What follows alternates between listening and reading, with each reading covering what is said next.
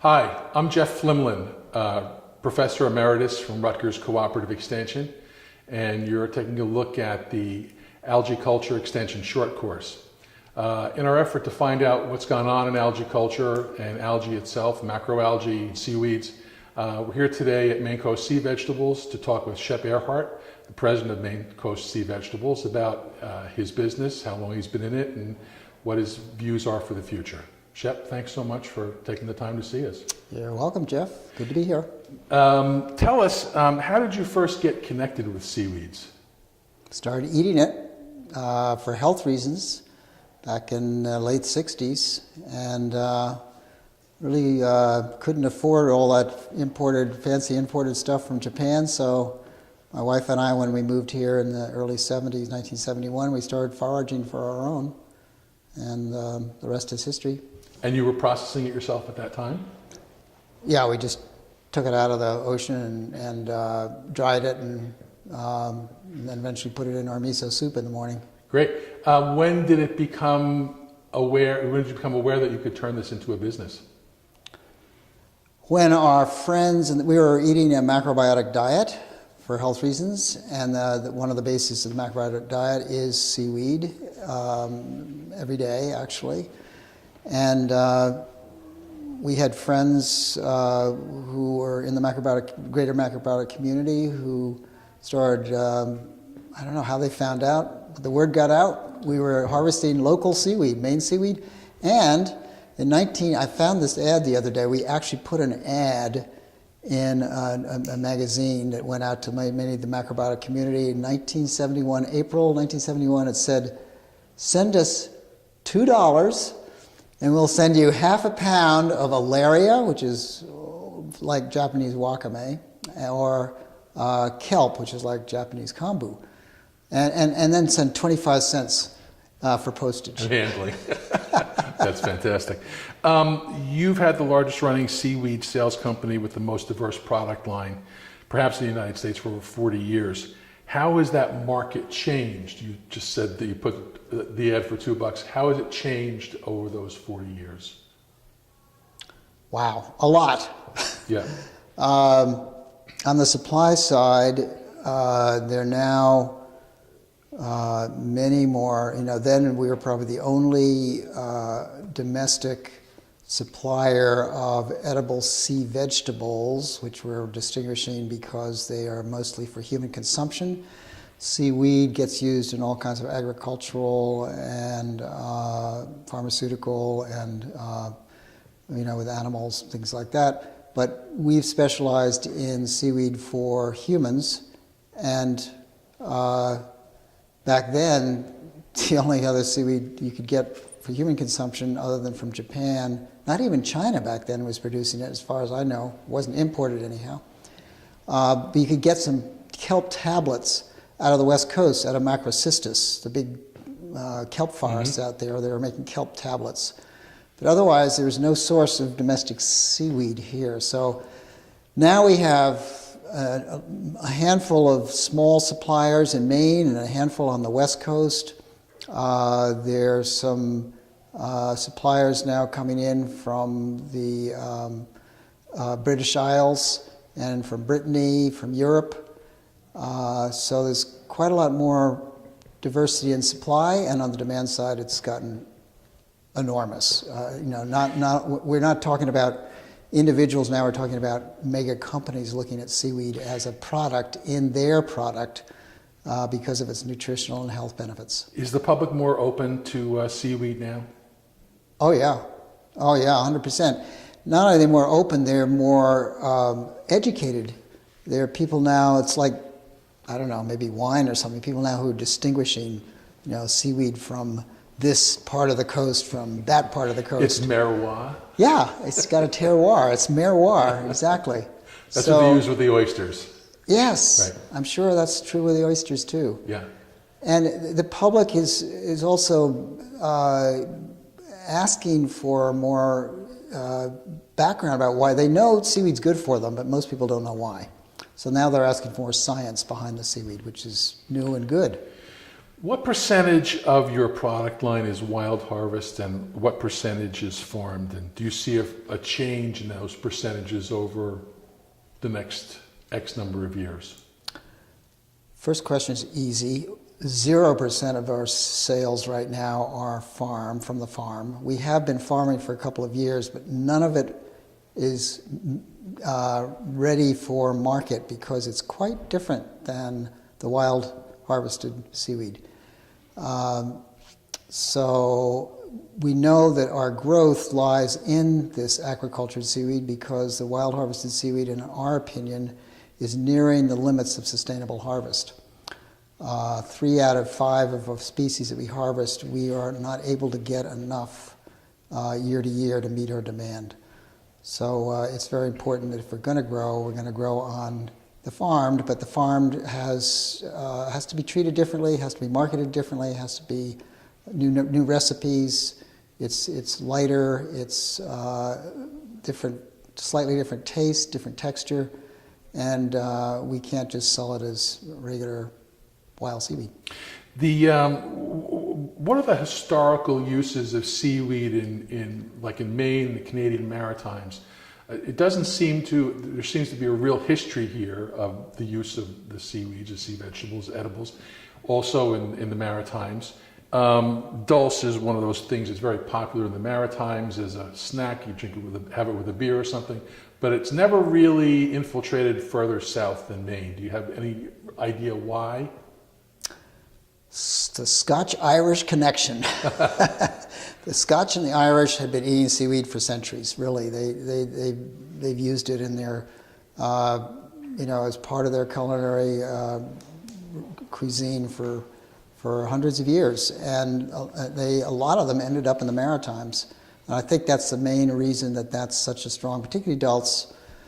But seaweeds have been used agriculturally, I think, in New England for a long time, and it's a pretty strong tradition. As I mentioned earlier, there are pictures of ox carts hauling seaweed off the beaches in southern Maine that go way back, over 100 years. But as far as, it never got much further than Boston, because Boston was, Irish community, strong Irish community, but didn't get much further than that. Not New England. You were very involved years ago with the birth of nori farming in Maine. Discuss a little bit your long-standing vision to bring nori farming to New England.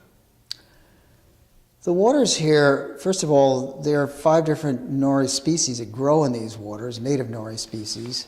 They're very similar to the waters that are producing great nori in Japan, and it never seemed very appropriate to be importing something that already grew here. The question was, could we grow it in the kind of volume it takes to actually produce a nori sheet? And are these native noris going to be the kind of texture that we have for a good nori sheet? And when we started coastal plantations back in the early 90s, I guess it was, up in Eastport, the answer then was, no, we really can't depend on our local nori. We've got to import a nori, Yezoensis, Porphyria yezoensis, and I think that was a mistake. We made a mistake, in my opinion. Ike might disagree with me, but I think we made a mistake because that imported species had a hard time competing with all the other local. There's a lot of competition out there on the nets. Mm-hmm. And we had a hard time keeping the other species from getting on the nets, so that when we actually came to harvest, we were not just harvesting Yezoensis, we were harvesting all kinds of other competing species. You had mentioned to me earlier that you're looking to get back into nori farming again. I am. And this will be spawning a new company, which is? Maine Coast Mariculture. And that's not just about nori, that's about all the aquaculture seaweeds that Maine Coast Sea Vegetables needs, but it needs to pay attention to running its business. I'm going to pay more attention to the mariculture, the grown seaweeds. But nori in particular is close to my heart because I love it, and most everybody does. Everybody else loves it. There's nobody who hasn't had a nori sheet that doesn't love it. And also we work closely with Susan Brawley, who runs the seaweed lab up at University of Maine in Orono. And it's also very close to her heart, and we're collaborating right now on a big grant that will revive nori growing here, hopefully on the Maine coast, using some of the Japanese systems of ikadas and some of those systems because they perfected it over a long period of time. We thought, let's use them. So will the process that you were going to enter into be different from the process that you started with coastal plantations, It will be. 25 Coastal years ago? Plantations was using a nori. Nori has an interesting life cycle. Of course, it's more complicated, and it has to spend some of its time in the nursery stage out of the water in order to, again, dry it out so these competing species die out. The nori survives the desiccation. And the way that you raise that nori net out of the water, there's a lot of different ways of doing that. The ikata is the Japanese way. It's a framework which allows you to easily, one farmer can lift a huge net out of the water using this framework. The Koreans came up with another system. Coastal Plantations in Eastport, we had sort of a hybrid, but it was more like flipping the net over onto buoys. We're going to try the Japanese system here this time around. So how is the physical process of nori farming different from the farming of kelp? Well, as I said, nori's got a more complicated lifestyle. You have to go through the concasilous phase, growing some of the spores in shells. Although some species you can bypass that, but it's much more complicated in the nursery end. You have to go through this phase of drying it out for a week or two until it gets long enough and strong enough to compete out there in the water on its own. Plus, you get a plant that's only maybe 3 or 4 inches long, and you got to get a lot of those plants to make something of, to get some biomass. Whereas kelp, much easier, much simpler life cycle, just a simple life cycle, easier to get on the line, and then you go from that tiny seedling to a 3, 4, 5, 6 foot long blade. You've got a tremendous amount of biomass to work with. What about the time of the year for nori farming and kelp farming? Because kelp farming seems to be more of like a winter thing where some of the lobstermen are looking that here I can do this, pull my traps and... Yep, it can be more of a shoulder season. Nori can do a shoulder season. It could be, we're going to try to put some in the fall, we're going to try to put some in the spring, and you can have a couple of crops. Plus, you can multiple harvest a net. The nice thing about nori, it grows very fast. Once it gets going, it grows fast.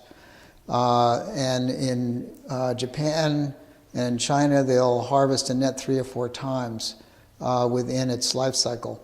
So once you get nori established on a net, you can run it over a harvester. It's like a big mower, and do that, and then go back 2 weeks later and do it again, go back 2 weeks later and do it again. What do you think of this current renaissance of kelp farming? Terrific. More power to them. I've got some caveats about moving too fast without a established market for a grown kelp, because this aquacultured kelp is different. And even though it's the same species, it might be Saccharina latissima, but it's not the same plant that comes out of a down east bed that's been beat up by storms. This is a pampered plant that comes off a line, and I don't think the kelp grower now needs to be careful that they have an established market to go to with their plant, because I think it's easy to grow, but it's hard to sell right now. I was going to say, you were saying easy to grow. So, your concerns are more about what they do after they harvest it, but not so much once the strings are out there, it's going to grow. Seems like it grows pretty well in these waters along the coast of Maine. I've been talking to farmers from all the way down below Portland, Belen, Casco Bay, and lower. And things grow well up there. Tulip's doing well down in the Biddeford area, and it grows all the way up to Eastport. Not a problem growing it. What's going to happen when you get it, particularly when you get 10,000 wet pounds, what do you do with that? Because it all comes in at once. That's the other thing to watch out for. It all matures pretty much at the same time. You have to have a system set up to deal with a tremendous amount of biomass, to stabilize it, either to dry it, freeze it, salt it, pickle it, something. But it's all got to happen in a large amount of time, a small amount of time, a large volume. So someone interested in doing this, they figured out how to put the lines out, they've got their spools with the spores on it. Even before they do that, they need to speak with a processor or salesperson and go, look, I'm going to do this. This is how much I'm going to put out there. Would you be able to handle this stuff when it's in? And B, on this question, is it a different timing, say, at the Eastport end of the state as it is down at Casco? Yes, colder water definitely is going to make a difference. And it definitely is a colder water, as far as I can tell. These northern bays are definitely coming in later than the southern bays. And maybe the person growing it also is going to figure out a process for it at the end. That's great. It's a challenge, though, to be, just to do it from soup to nuts. I think what's happening now is the state is realizing, and I've been working with part of this. There's a grant. I have a grant with the university, and I've been working with the university on a bunch of different things. One of them is this, we call it the drying bottleneck, the bottleneck of processing. How do we dry a large amount of this biomass? And we're starting to work on a portable container, basically, with an intense drying system in it that you can run a lot of seaweed through in a very short period of time. That is one option. We're also looking at salting. We're working on salting and what are the food safety issues in salting seaweed, because in Brittany, I visited there 5 years ago, and I walked into a cooler and it was loaded with little containers about this big of four different salted seaweeds. And I said, where does this go? And he said, restaurants. They love this stuff. It's fresh to them. They just rinse it off and cook it up. So that is definitely a model that I think could work here also, and chefs are becoming more and more interested, and they love the idea of fresh. So that's a good one. Have you applied for a lease recently, and was it much different from when you started with Coastal Plantations many years ago? I didn't have anything to do with that Coastal Plantations lease, thank God. I don't know, but I bet you it was a lot easier. I didn't have much to do with this one because this lease that I'm on now was established by a prior lessor, Great Bay Aquaculture, to grow finfish on. And when the finfish thing folded, I noticed that they were taking their nets out of the water, and I went to the local lobsterman who was on that lease, and I said, how would you like to share that lease site, it was 35 acres, with seaweed? And he thought it was a great idea. He didn't have any particular plans for it, so I didn't have anything to do with establishing that lease either. So I know it's more complicated now. I know it takes a couple of years to get a big lease. Get a full 10-year lease. It takes you a few years to get it. So you're talking about the research project you're starting in with, so you're involved already with the University of Maine. Yes. With this. Do you think that the university systems in New England should be looking more at this and doing research to improve strains? Is there any kind of genetics that would need to be done, or what are we looking at for, or is this process that we've got the right process? Is there a food science component to it? Say, here's another way we would need to process.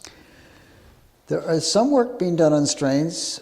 Susan Brawley has been doing work on strains. She's got a couple of grad students working on Alaria that is more resistant or tolerant of warmer water.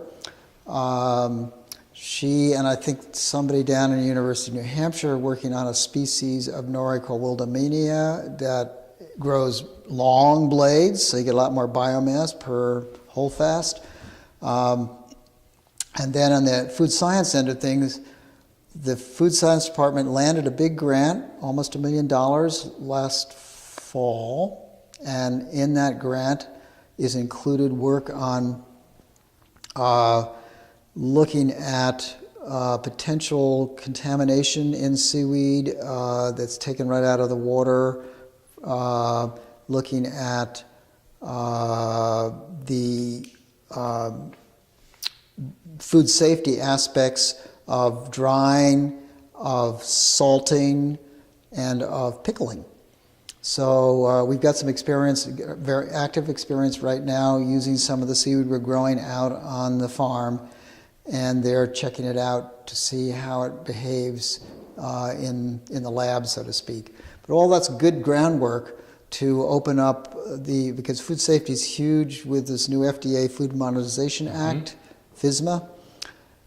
If we don't have university blessing on putting out a new product that's, let's say, pickled or salted or even dried or fresh, we're in trouble. We need that, I guess, stamp of approval that this is a safe product to eat. So you mentioned that these 5 seaweeds in Brittany, you were going to the restaurants. Do you think that the chefs in the United States are embracing the sea vegetables more? Yes. The creative juices are flowing, so to speak? And how? Perfect description. There are a lot of chefs now who are very excited about seaweed.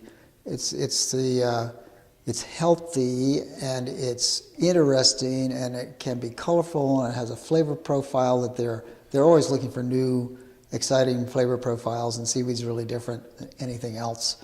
So, creative chefs love seaweed basically, and I think if we come up with the right packaging and the right presentation and the right shelf life, right, and the right price point, I think seaweed is a good fit for that. Do you have a vision for the future of seaweed culture in Maine? Seaweed culture. Yeah, actually, I'm a little concerned. I went to China a few years ago.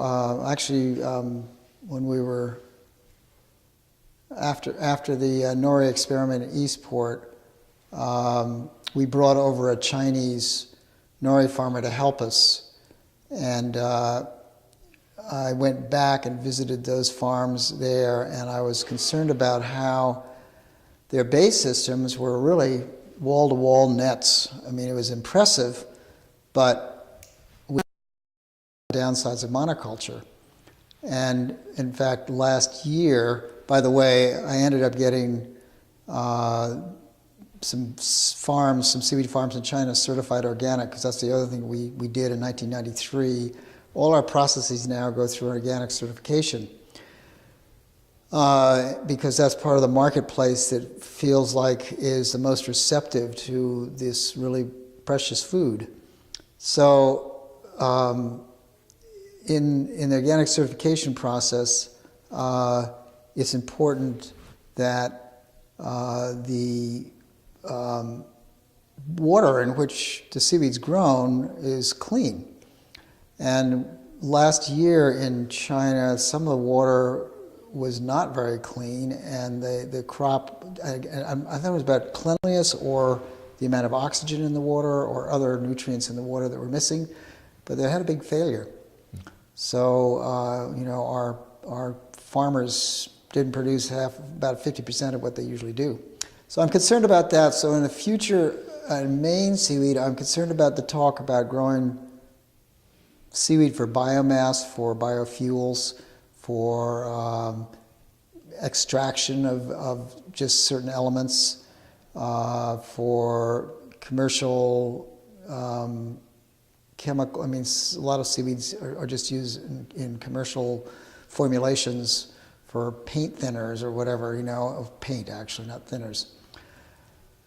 That doesn't seem like it's going to fit up here. I think what fits up here is small owner-operators who have, 10, 20, 30-acre leases, and careful siting, working with DMR, Department of Marine Resources, to make sure that there's an intelligent use of our bay systems and intelligent use of our working waterfront.